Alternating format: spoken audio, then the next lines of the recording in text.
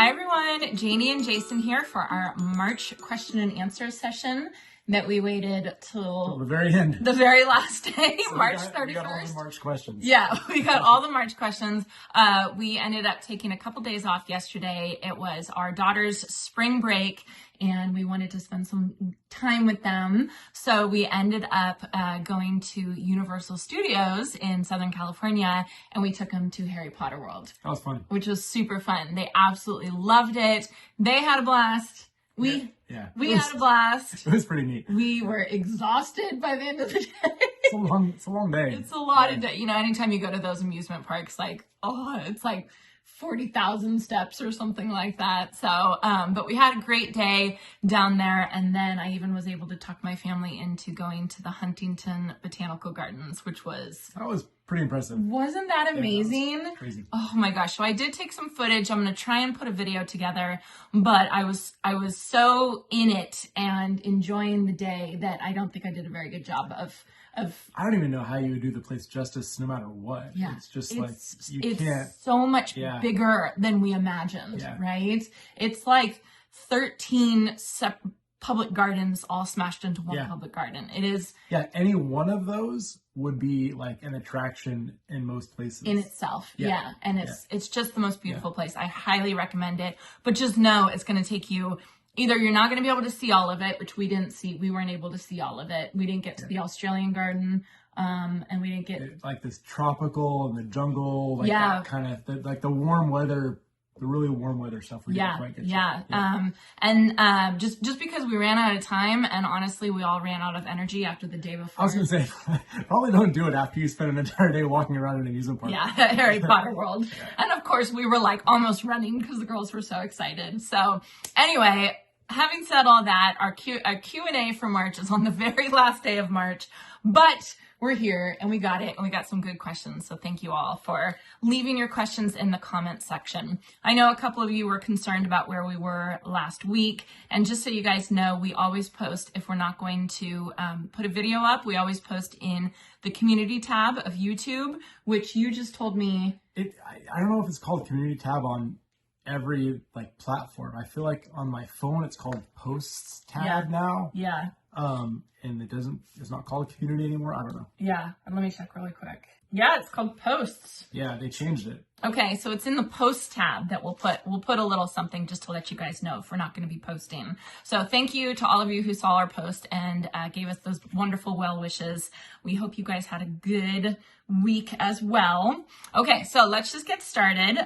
All of these questions are from the past month in March. First one is from Shin.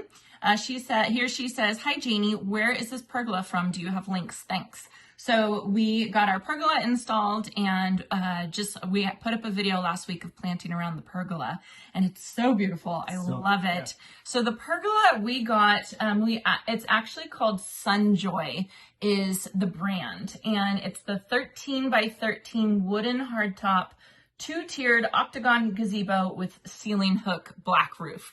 That's the official name of it.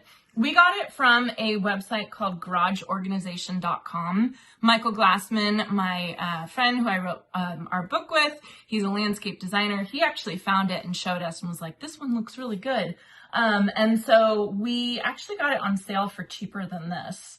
But right now it's right now it's for sale $2,500. Oh yeah, we got it for less than that. We got it for less than that. Yeah. So just watch it and see if it'll go on sale. I think we got it for under 2,000 for sure. I think it was like 1,600 or 1,800 or something. Like, we got a good deal. We got a good deal. But I have seen it on Amazon. I'll try and put an Amazon link. I'll put this garageorganization.com link. So far, we're liking it. Yeah, good job, Michael. Yeah, good job. Yeah, he did a good job. It's definitely a look for less type of thing. But so it's doing the job. So I'm really, really happy with it. And we got a super nice deck underneath it. Yeah. So it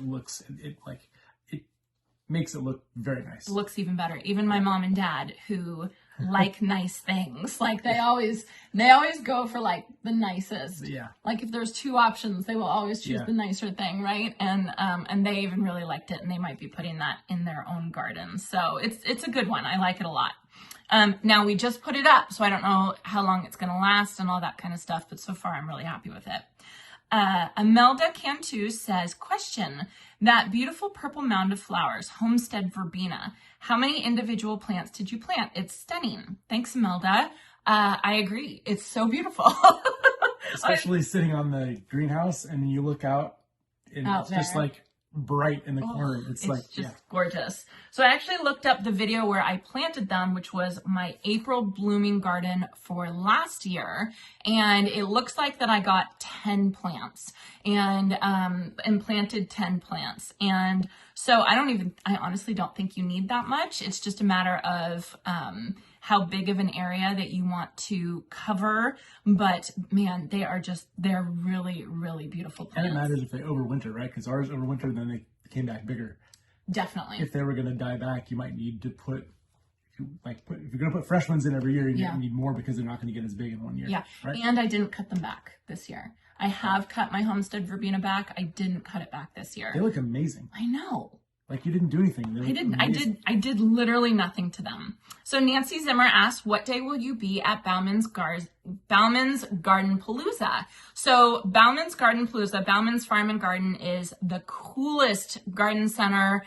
And how do you describe that place? I haven't been there. Oh, you haven't been there? Oh, so I forgot. It's like this family farm that has like a harvest festival, and they do a Gardenpalooza, which is like this big April garden party, and they have stuff for kids and a petting zoo and their own cider that they make. I mean, it's just the most amazing place. Sounds great. I went last year, and I went twice last year, actually, and one of their biggest events of the year is Gardenpalooza, which is April 11th and 12th this year. And Nancy, I'm going to be there both April 11th and 12th. They gave us a booth, and so we're going to set up a booth with all of our merchandise. The whole family's going. We're really excited about it. And also, I'm going to be doing some greenhouse tours, I'm going to be able to take some people behind the scenes to the greenhouse and show off, where they plant up the plants and everything like that, and all the machines, all the really, really cool stuff. So I'll put a link to that in the description down below, but I'll be there April 11th and 12th. And you don't have to just go and just do the greenhouse tours. I'll be there both days anyway, kind of just walking around. So I hope to see you there. Rachel says, question, I hope it's okay to ask here, as you may not have seen my question in a previous video. What is the name of the product you used in between stepping stones to keep something like pea gravel in place? I'm in Sacramento too, so thank you. So we've used mulch glue or gravel glue, which you can buy online. I've gotten a couple of different brands of it. You're not brand specific. No, yeah. I haven't seen much of a difference between the brands. You can get them like where they come diluted, or you can dilute it yourself. There's just different options, but and so far we've had fair success with it. It's better than not having it, but it's not perfect. Yeah. So I think that's because it just my next thing is, once it warms up, because it's supposed to be, I forget what it is, not supposed to drop below 65 degrees or something like that when you apply it, something like that. And then you're supposed to wait 48 hours between coats, I think most of them say. So I want to wait till it gets a little bit warmer, and then I'm really going to do 3 coats 48 hours apart, which I haven't really been diligent about that before. Like I put one down a week later, and then I kind of forgot about it, that kind of thing. And so I need to really do it and see if it actually really firms it up, because it just, it's good for a while, and then the dog runs on it and we walk on it, and then it kind of loosens up again. The dog is the main problem. Yeah, I think so. He's definitely... He tries to get his ball or tries to get his frisbee. Well, he does that. Yeah, and then he scratches in it, and once you scratch in it, then it's loose, and it's loose. So, but I keep thinking of Bob's garden. Oh yeah. That he says it's just mulch glue, and his rocks are like a solid surface, and so it just must mean I need either less dilution or more coats or something like that. Yeah, so what Jason's talking about is last year I did a garden tour of this gentleman, Bob, and he had gravel, gravel like we have in between his stepping stones. Yeah, actually pea gravel, I think, like the question is talking about. Yeah, and his was rock hard. Yeah. His was solid. It was like you were not going to budget. He said his landscape designer did it. is Yeah, so like it it was professionally It done. might be something stronger then. Yeah. Yeah. So, I don't know. I'm not really impressed with the gravel glue, honestly. I had someone email me and say that was in a wheelchair and say, do you think that it would keep the rocks in with me going over my wheelchair? No. Absolutely not. Like there's absolutely no way. Like we kind of avoid it with wheelbarrows and stuff like that because we know it's going to mess it up. Yeah. So we're still kind of figuring out what is going to work. Yeah. You know what I mean? But so far. So I'm gonna try one more good go in a few weeks or a couple weeks once it stays warm for a while, and do 3 times 48 hours apart each and see what happens. What if you took out all the gravel and then put it in a bucket? Oh, that's also the I think the recommended way is to actually mix pour all of the gravel in mix the bucket. That's such a big project I know. that I haven't wanted to tackle. But then it could get down in the bottom. That would right? be good, yeah. And then you basically have like a batter Yeah. of gravel and glue and then smash it down and let it dry. I bet that's how Bob did it. Probably. That would probably be the way to do it. To get in between all those diamond stepping stones, it would almost be like redoing the whole thing, and I just haven't wanted to. I know. It's a big job. It's yeah. So I'm not going to do it. so I want to do it the simple way first and then see what happens.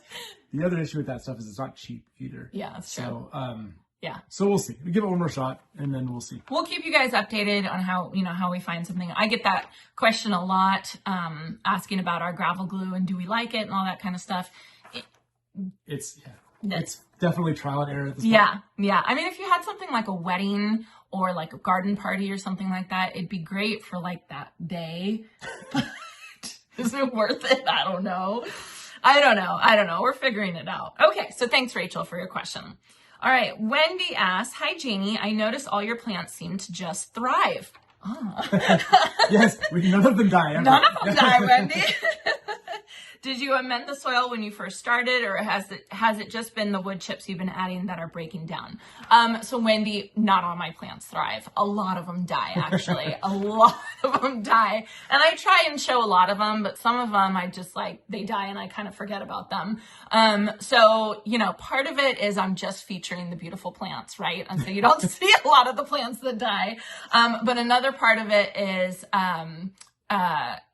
we add so much compost to our garden. The areas that I plant that I haven't added compost, those plants die. Those plants suffer. Those plants are not as good. You notice a difference. You notice a huge difference. And then the plants that we plant in areas that we've amended the soil with compost and wood chips, those plants thrive and they're beautiful and it takes zero effort. So it all starts with soil. It all starts with soil health. You can't cut corners on it, unfortunately. It makes the biggest difference in the world. So I don't want you to think that all my plants are perfect, because they're not. But we spent a lot of energy and time and money in putting compost down. Yeah. All around we put the cardboard down first, put the the compost on top of it, and we spent a lot of time doing that. Yeah. But now it's paying off. Totally. So we did the no-till method, which is a layer of cardboard. So just your natural soil, native soil. You don't touch it other than use a weed whacker or a lawnmower to cut back whatever weeds you have. And then you put a layer of cardboard, 6 inches of compost, and then another, 4 to 6 inches of wood chips that will all break down. And it takes a little while. You can plant in it immediately, but it takes a little while for everything to break down and come together and all that kind of stuff. I did have people say that there's this new recommendation not to use cardboard anymore, which I totally don't agree with personally. Why?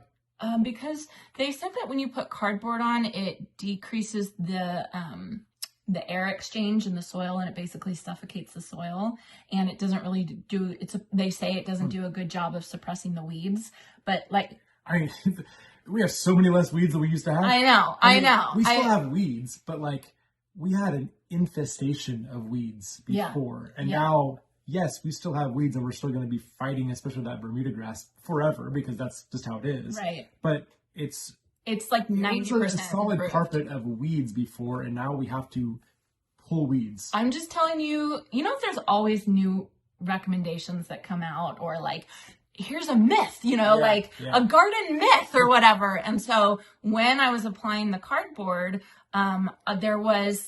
people were talking about like, oh, I heard you're not supposed to use cardboard.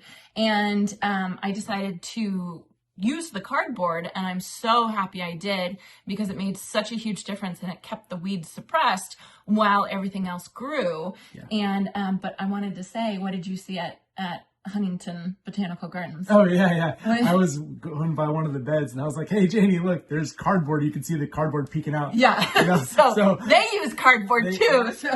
And it breaks down pretty fast. Like, yeah. I don't know. It's one of those things that like every time we run into something like these different opinions, it's like, do what works for you. Try it. And if it works, great. If it doesn't work, that's okay too. Do some research. Everybody's garden is different, but across the United States, let alone across the world, we all can't follow the same recommendations. Do you know what I mean? What was another recommendation that they were saying? Oh, I can't remember what it was. It was something. Oh, leaving the leaves. Yeah, there's this big thing about like you leave your leaves and you don't rake up your leaves at the end of the season, because you want them all to break down into your soil and help feed your soil. Makes sense, except for if you live in an extremely dry area. And they don't actually break down. Yeah. I was talking to somebody else who lives in Utah. I think she lives in Utah. And she says that if she doesn't rake her leaves, it'll just keep growing on top of each other. Yeah. And that's how it is for us. That's what it would be for us. Yeah. So like, you got to just kind of think about it and think about your own area. But some people, leaving the leaves makes a huge difference for them, you know? I mean, like, most of our audience is in the United States. But the United States is really, really big. And varied. And yeah. You know? So it's like really hard to say one thing and have it work for everybody. Yeah. You know? I think that's kind of the thing. Yeah. You know? So I don't know why we got on that. Oh, Wendy's saying my plants all thrive. Yeah. Thanks, Wendy. Okay, this question's from Judy. She says, this is regarding the Van Winden's Magic Mix rose fertilizer. She says, why do you have to wait 3 to 6 inches of new growth before fertilizing them? That's what I was told by Van Winden. I'm just going based off of what I was told. No, I think the reason that they recommend waiting for 3 to 6 inches of new growth is because then you can make sure that you're at that point in the season where you're not going to have a frost. Because basically you don't want to fertilize them, promote new growth, and then have a late spring frost, right? So if you have 3 to 6 inches of new growth on your roses, then you probably know, okay, it's safe at that point. Huh? It's safe. It's probably about time, right? And so that's my best guess of why the recommendation is for 3 to 6 inches of new growth. That makes sense. 'Cause that would be individualized to wherever you live too. It wouldn't be like, you have to do it in April or you have to do it in March. Yeah. It's wait till you have 3 to 6 inches of new growth. Then you know it's probably about time. Let nature tell you when it's time to fertilize. So that's my best guess, Judy. A lot of people ask that question. I don't know. I'm just going based on what I was told. I do want to say though that the Van Winden's Magic Mix is, it's this gentleman named Gary who is just the most amazing rosarian. I actually filmed a video with him, but my audio was so off I couldn't use the video. I was so bummed. But basically he came up with this magic mix, this fertilizing recipe, and that he used on all of his roses, and it worked really, really well. It doesn't, it's variable as, for how much he adds, basically. Basically, I would think of it as, like, these are the recommendations, but it's not like it's not set in stone. It's not set in stone, and it's not specific. So, if it's 3 to 6 inches of new growth and you fertilize at 2 inches and there's no sign of frost in sight, I think you're probably fine. Anyway, okay. So, DMCR says, hi y'all, question. Evergreens in pots, can they be lifted out and root pruned each spring to help keep them small? Yes. To a certain point, to a certain extent. So what she is talking about is, I have arbs in, my 3 pots in front of my metal workshop, and I said I want to leave them in forever because I think they look beautiful there. Nice. But I'm not going to be able to leave them in forever because eventually they're going to grow out of those pots. And yes, I can root prune them and put them back in, but that's what I've been doing with the juniper and the privet in front of my office right here, and they are suffering. They are not happy. I can tell that they need to get out of those pots pretty quickly, and I have root pruned them and they still need to get out. So I think that root pruning does help, but only to a certain point where they're just going to start getting too stressed out. So I don't know how many years I have for those arbs in front of my metal workshop. Hopefully I have a couple of them. Yeah. Luckily arborvitaes are relatively cheap, and so I can just replace them pretty easily. And that's what I plan to do. Lisa says, do you still plan to expand your patio in the back? Yeah, but it's going to be a while. Yeah. Yeah. It's a big project. It's a little bit expensive, but it's a really big project. Yeah. That is hard for me to do by myself. We'll have to. So we'll have to hire somebody, and it's going to have to wait. Yeah. Yep. Yeah. So we decided that so Jason and I really like doing projects. And we have no break. And there has to be a break at some point. So we decided this year that we were going to set the projects we were going to do, and we weren't going to go past that. And we were going to set it with a budget, right? Yep. And the gazebo project ended up being more expensive than we thought. And so that money had to come from the back patio, which we had planned to hire some help for. Right. So it's not the supplies that cost the money, it's the help, because Jason just can't do it all himself. I did that one little area myself, and you were down for like 2 days. I was so tired. Like, yeah. I guess I could do it over time, but it's just not. It's just hard. Like it's just one of those projects. Each of those things is, I don't know, 80 pounds or something like that. Yeah. Each of those, it was a labor intensive thing. Yeah. So, I mean, it even got to the point I told him he had to stop because it was just too much. And the next phase of it, we have to actually dig out a bunch of dirt because it's uneven. So now we have to dig out a whole layer of gravel and dirt in order to put the new pavers in. So the next phase of it is actually going to be a lot more than this last time was. So I have to tap out at some point and ask for help. So we decided to hire somebody to come and help us with the heavy work, help you, because I didn't help you the first time. And you know, it was just, we were limited based on the budget that we set for ourselves for this year as a break for our projects, because otherwise, you guys know us, you guys have watched our videos. Otherwise, we'll just keep doing something else and something else, and add a chicken coop and add a greenhouse and add posts in the back. Like, we'll just keep doing more and more and more. So we're trying to limit ourselves based on our budget, and the gazebo took up the back patio budget. So it's probably not going to happen this year. I think it would probably happen next year, probably. Yeah, I mean, it'll get done. It needs to get done. It's just too much too soon right now. That's all. And you know what? Like, the gazebo is my absolute favorite project we've done ever. I know. It's awesome. Yeah. Especially with the propane tank gone. That whole front area looks so much better now. And sitting in that gazebo is so pleasant. So yeah, I went a little bit over budget because we put this really nice deck foundation underneath it, but like, worth every penny. I would rather have spent the money on that and postpone the back patio. Yeah. It's okay. Yeah. You know? But it is coming. Yes. Eventually. All right. Garden Envy Wisconsin asks, I'm always cautious about planting white flowers as the blooms turn brown as they fade. Do you find this to be an issue with the snowdrift? So Garden Envy Wisconsin is talking about the moon garden that I planted around my back greenhouse that I'm planning to add to this week, hopefully, if the weather cooperates. We're actually inside today because it's rainy and windy today. I think I forgot to say that. I'm always cautious about planting white flowers as they turn brown. So the snowdrift, I've never noticed that. So basically what the snowdrift will do, Super Tunia Vista snowdrift, is it does what's called burying the dead. Is basically the flower will fade and turn brown, and then the new flowers will actually cover it. So you won't see it. I've never actually noticed it. Same thing with Super Beena Whiteout. That buries the dead too. I've never actually noticed it. And they just mound. They just keep mounding They just keep mounding, and you just don't. They just get bigger and more beautiful and more. And you never see never see dead flowers. I never see dead flowers on them. So, Pretty and unusual. yeah, and I would definitely say it because, I would feel the need to go and deadhead them, and I never even think about it at all. You don't deadhead those at all. And let's see, what else? Unplugged white does a really good job. It doesn't exactly bury the dead, but they all fall off, and so you really can't see them. And then what's another plant that I'm just trying to think of other plants that bury the dead. Yeah, but pretty much almost all the super petunias do all that? the super petunias bury the dead. You don't have to deadhead any of the super petunia, right? Yeah. So it's not just the whiteout. It's the not whiteout. Whiteout is verbena. Snowdrift. Snowdrift. I know. I always get that.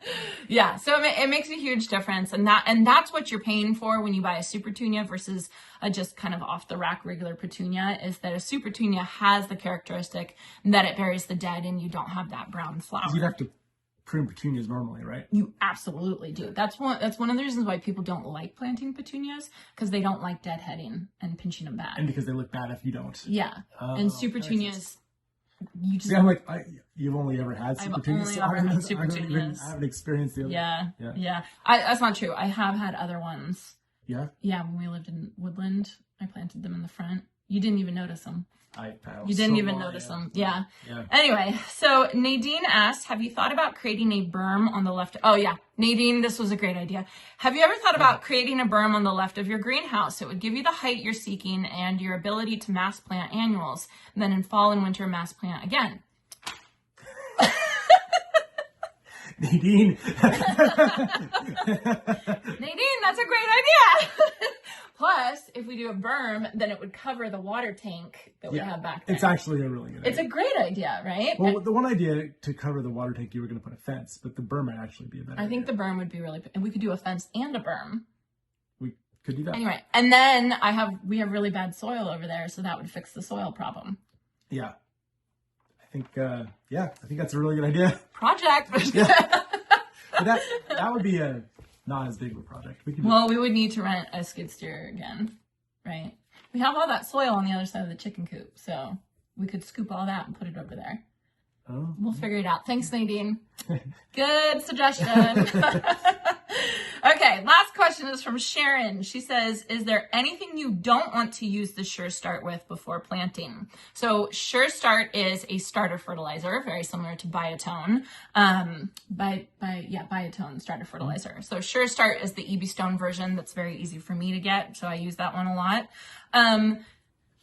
There's not too much. You're pretty much good to go with a starter fertilizer because it's so gentle on plants. It's gentle enough to use on baby plants. The only thing that I wouldn't use it on are plants that are known to not like fertile soil, like euphorbias, like sedum, some sedums, like lavenders. Like, you don't want to use fertilizers, even starter fertilizers, on stuff like that, because those plants are native to really, really bad soil, right? And so if all of a sudden you put all this like nice, wonderful stuff on it, it's just going to kind of mess it up a little bit and make it so it's not, basically it's too much fertilizer for it. I think if you did it, it's not the end of the world, but I wouldn't waste any product on doing something like that. Plus you might over fertilize it a little bit. So, so things like that. What else? Interesting. What else? You don't know. I don't know why I'm asking.